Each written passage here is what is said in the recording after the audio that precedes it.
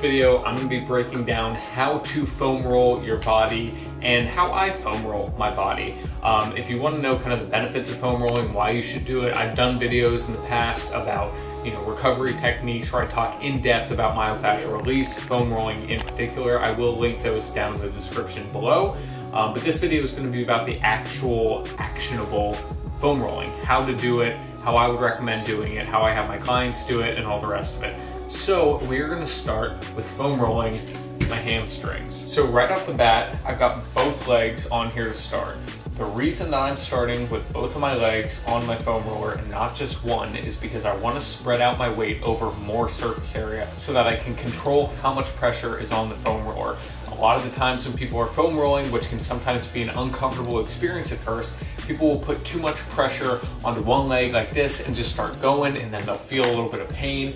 Like, I don't want to do that. So I always start with two legs on the foam roller for my hamstrings. Now, something that's a little different that I would have you do with your hamstrings when you're foam rolling them is that as opposed to just rolling like this, all right, I am a big fan of having a lateral motion or like a left to right type of motion with the foam roller on my legs. So what I mean by that is that as opposed to just going back and forth like this, I like to have this type of motion as I go up and down my hamstrings.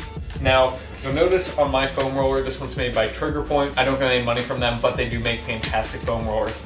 They have these ridges in here, which are fantastic for moving laterally on your hamstrings to dig in there. Now, with all the muscle groups we're gonna be working through, you are gonna start with two legs on here, but when you find those spots that you know you have tightness, there's some pressure there, that kind of like, oh, it kind of hurts, but it feels good spots, that's when you wanna put more pressure on. So let's say right now I find a little spot on my right leg.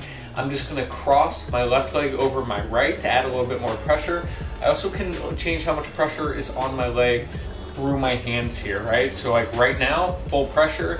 Here, I'm kind of taking a little bit of pressure off of that leg. So I find a spot and I just stay there, kind of roll on it left to right a little bit and move along my leg nice and slow with even pressure. Nothing too hard, not trying to hurt myself. I don't want to bruise the tissue. I just want to take it nice and slow and go from there. So that is how I would have you foam roll your hamstrings. And now we're gonna move on to quads. All right, so just like the hamstrings, we're gonna start with both legs on the foam roller here. So quads tend to be a bit tighter when it comes to foam rolling. You're gonna feel that type of, hurt so good type of pain a little bit more on your quads probably than your hamstrings. And when you do this, just like we did with our hamstrings, two legs on the foam roller. I'm not going straight onto one leg and just jamming in. Take it nice and slow, which, like I said, is gonna be a theme in this video. Not trying to hurt you, you're just trying to break up that fascia, take things nice and slow, relieve tension where you feel it. So I'm gonna start with two legs on here, and I'm gonna be focusing mentally on my left leg right now. So I'm just kind of working up and down that leg, trying to find those spots that feel a little tight. And when I find one, I'm gonna gradually increase the pressure that I put on that. So just like we did with the hamstrings, I'm gonna just put a little bit more pressure onto one leg by taking my right leg off of the foam roller, just kind of crossing over my left, finding those spots. Don't be afraid to sit there and just kind of put pressure on it without moving. That pressure is gonna help break up that fascia. You don't always have to be rolling over it in order to get the intended effect. So finding spots, staying there as long as you need to, and then rolling on to the next. Another great way to change the pressure that you put onto your quads when foam rolling is by bringing one leg up. So right now I'm obviously focusing on my right leg, and I can take pressure off by moving my left leg here. Kind of like a Spider-Man-ish pose here. I can just move up and down, adding a little bit more pressure, as you can tell by the strain of my voice. A little bit more pressure into that right leg, finding those spots, finding those knots, rolling nice and slow into them, adding pressure where I need to, taking pressure away where I don't need it. Both quads out of the way, we're gonna move over to my glutes. So I will flip over and show you how I foam roll my glutes. When I foam roll my glutes, just like everything we've done before, we're gonna start nice and slow, both butt cheeks on the foam roller, like so. Now you can probably get away with putting a little more pressure right off the bat onto your glutes than your quads, just because you tend to carry a bit more fat in your butt, so you're gonna be able to put more pressure on there from the start. Now with any of the foam rolling that I'm showing you in this video, not just your butt, but for your quads and your hamstrings as well, is you gotta think that like there are multiple muscles that make up these parts of your bodies. I'm not just foam rolling my butt. I'm trying to think about specific muscles and bring awareness to those specific muscles as I foam roll. For example, in my butt, I'm really focusing on my glute med right now. So that smaller muscle towards the top of my butt, closer to my waist.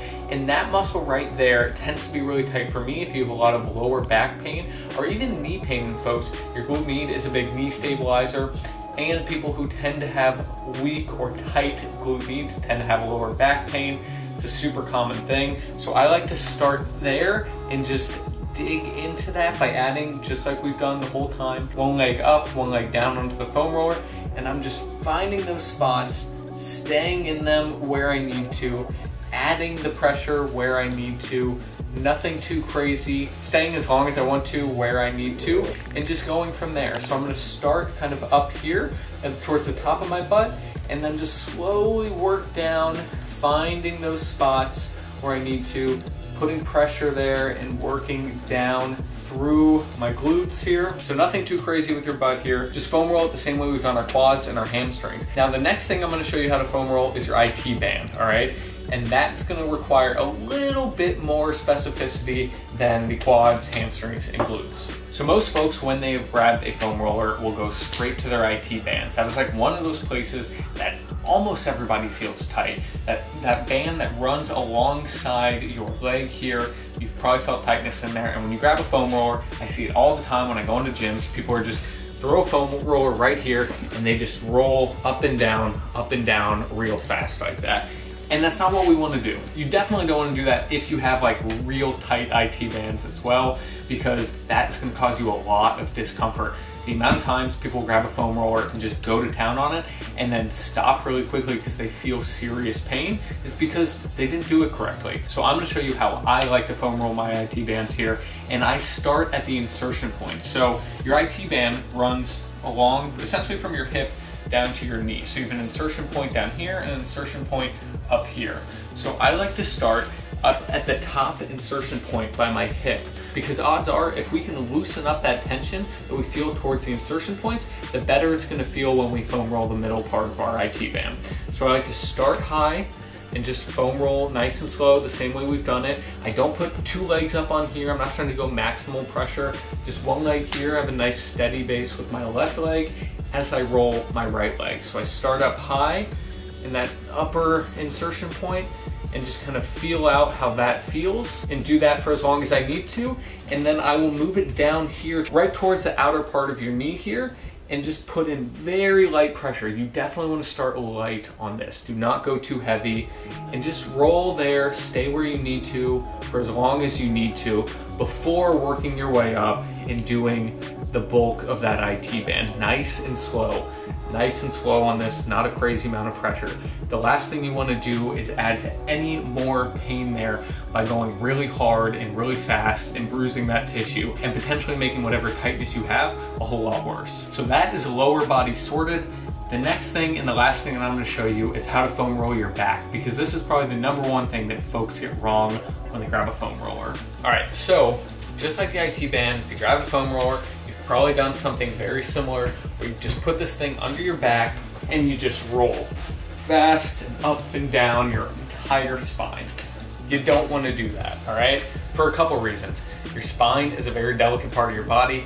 You don't want to tweak anything in your back, and you want to make sure that you're doing it safely and properly. When you are foam rolling your back, there's a specific part of your back that you want to focus on, and that is your thoracic spine. Think like that kind of upper middle part of your back. Down here we've got your lumbar spine, up here we got thoracic spine, and then up as we go up towards the neck, you hit your cervical spine. You definitely don't want to be foam rolling by your cervical spine. We want to focus on the thoracic spine. So when we're going to do that, we're going to situate that foam roller just below your shoulder blades. All right. So you don't want to go too high up to start. You want to have a nice stable base here. Now you'll notice as I'm trying to do this video that my neck is kind of craned. I would have you put your hands behind your head, support your neck. You don't want to be straining your neck super tight just to try and stay upright on the foam roller, all right? Use your hands to support you. The last thing you want is more tightness in your neck when you're foam rolling your back. So what I would have you do is just lean here and think opening up your thoracic spine as you roll up and over there. So really just opening up that spine. You're not digging into it, all right? You'll notice that with the foam roller there, it's hard to find specific spots in the same way that you would kind of on your legs. If you have very specific spots that you want to hit, a foam roller probably isn't the best option. I would recommend a lacrosse ball, a massage ball, anything like that to dig into those spots kind of in your subscap and in those areas that you may have a hard time targeting with a foam roller. But we're focused on a foam roller here, so we're going to stay focused on that. And we're just going to open up that thoracic spine here, up and over, and just rolling as we go. Finding those spots that are a little more tender that you want to spend more time on, relieving that tension, and going from there. And I really want to nail this point home, is that you are not just foam rolling as fast as you can up and down your back. That is a recipe for disaster. Maybe not the first time you do it or the second, but you definitely don't want to get in the habit of rolling your spine out like it's a piece of dough. Now, a lot of folks do have that lower back pain and they do want to target their lower back with a foam roller, but the reality situation is the foam roller is not a great tool to hit your lower back. Just like I was saying with hitting spots like your subscap or really targeted specific areas of your back or even your legs or anywhere else, a lacrosse ball or a massage ball, something like that is better suited. Same thing goes for your lumbar spine, because the surface area of this foam roller is not going to do a great job of hitting that in a safe and effective way. So if you got some tightness down in this area of your back, I would absolutely recommend a lacrosse ball over a foam roller. So those are the ways that I like to foam roll my quads, my glutes, my hamstrings, my T-band, and my thoracic spine. I hope you found this useful. If you have a foam roller sitting around and you didn't really know how to use it, I hope that this teaches you how. If you're interested in seeing how I would use a lacrosse ball to do some myofascial release, let me know in the comments below and I will definitely make that video for you guys. But with that being said, I am gonna leave the video here. Make sure to leave the video with a like and subscribe if you're not already. I appreciate you immensely and I will catch you in the next one.